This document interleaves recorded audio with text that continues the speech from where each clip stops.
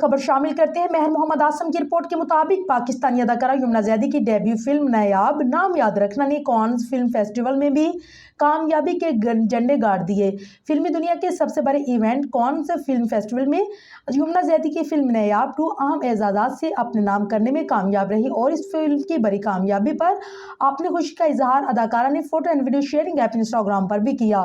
یمنا زیدی نے Instagram post میں نایاب کو ملنے والے 2 اعزازات کے عنوان پر مبنی تصاویر سوشل میڈیا کی زینت بنا دی اور کیپشن میں فلم کی پوری ٹیم کو اس کامیابی پر مبارکباد دی۔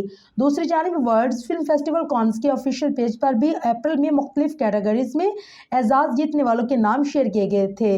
نایاب کو بہترین بین الاقوامی فلم کے ایوارڈ سے نوازا گیا، جبکہ best first time film maker features کا اعزاز نایاب کے ہدایت کار عمیر ناصر علی کو ملا۔ یاد رہے کہ نایاب 26 جنوری کو ریلیز ہوئی تھی، جس کی کہانی کرکٹ کے گرد گھوم تھی اور فلم میں یمنا کا کرکٹ کا کردار نبھاتی نظر آئی۔ اس فلم سے متعلق یمنا نے انکشاف کیا تھا کہ انہوں نے فلم کی شوٹنگ سے قبل کبھی بلہ یا گیند نہیں پکڑی، لیکن فلم کے لیے باقاعدہ کرکٹ سیکھی۔